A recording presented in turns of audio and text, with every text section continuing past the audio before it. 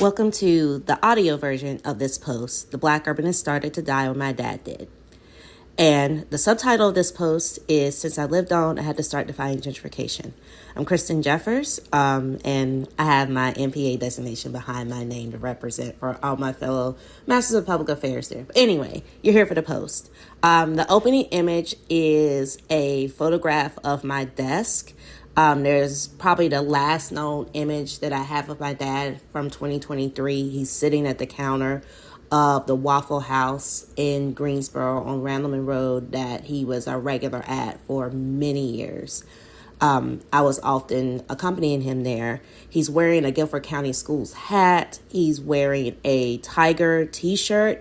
And knowing my dad, he was putting two and two together. I graduated as a Ragsdale Tiger. And of course, not only did he work for Guilford County Schools, he met my mom in Guilford County Schools. And of course, I did K through 12 in Guilford County Schools and graduated with honors.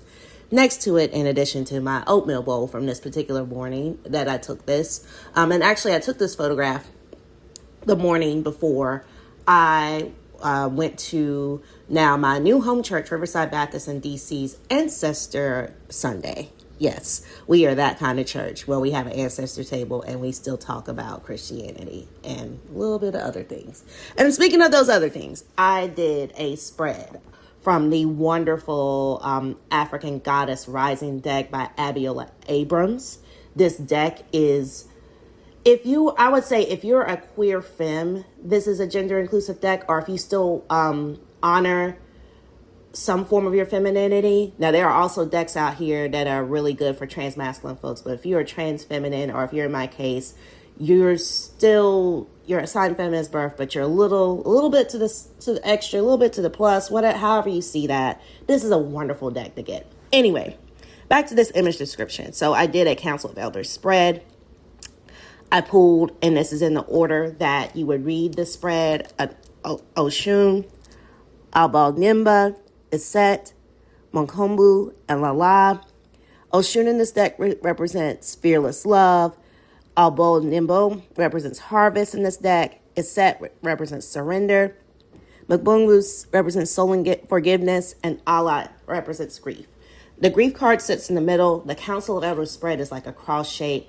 And this really I was like, okay, before I go to church, let me pull and see what the ancestors are saying. You know, I'm about to celebrate the ancestors. And so grief was there. So with that being said, that is the annotated image description of this post.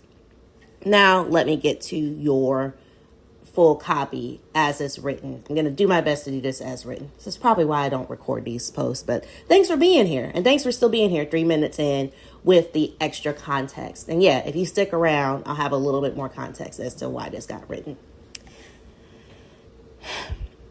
I was so proud on the morning of Tuesday, May 28th, 2013. I was sitting in the Harvard Club, awaiting the beginning of my very first influencer event, sponsored by Siemens for environmental influencers. My cousin called, and I hit ignore, making a note to call him back and get a vibe check on the music scene here, since he was a budding producer at the time and he would know.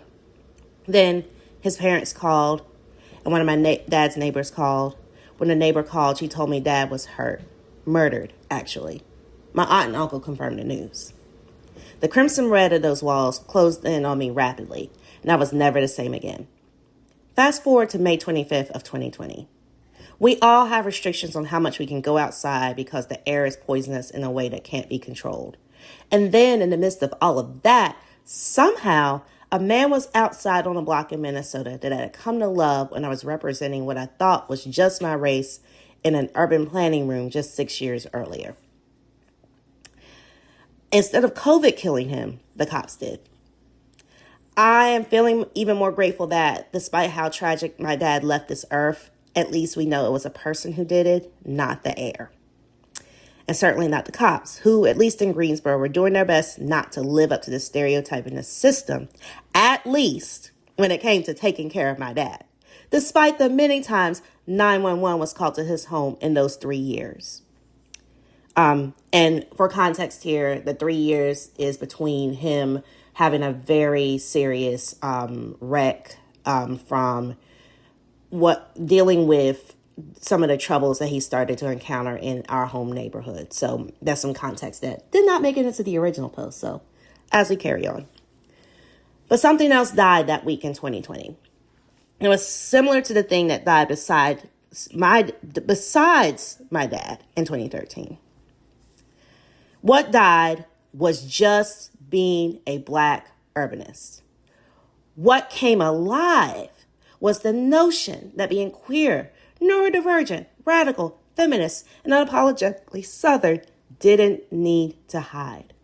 In fact, it's the fuel that's kept me even writing and obviously recording on this platform. Even through the breaks and the feelings of it not being good enough or worthy of being listened to. And now, 13 years of my dad being an ancestor and 6 years of the response of George Floyd and COVID and Breonna Taylor and so many others, I feel more settled in the body and platform that has emerged since then.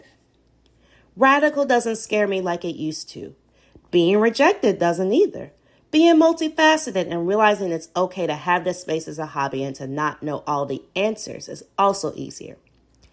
Now that I know that colonialism has tried and is failing to make me not love myself and my people and my ancestors. That defying gentrification is what makes life for me. And with that, next week, I'm bringing back something I started 6 years ago, but in a way that feels just as grounded as this space is now. You don't want to miss that. Until next time, Kristen. And yes, that is this week's post. I will tell you more about what I'm bringing back next week. But yeah, this is the 13th anniversary of losing my dad, and we're sitting with it. Underneath this blue moon in Sagittarius is also coming this week. Not often do we get 2 full moons in a month, so I'm going to dwell in that word. I pulled from that same deck, and I pulled a manifestation card, and we're going to go from there. So yes, see you soon, and let me know if you how much you love these audio readings. And yes, I'm doing my best to make sure that they're as close to the original text as possible. But to be honest, audio and written are 2 different media. So if this is the way you like it, this is your newsletter. I'll talk to you soon.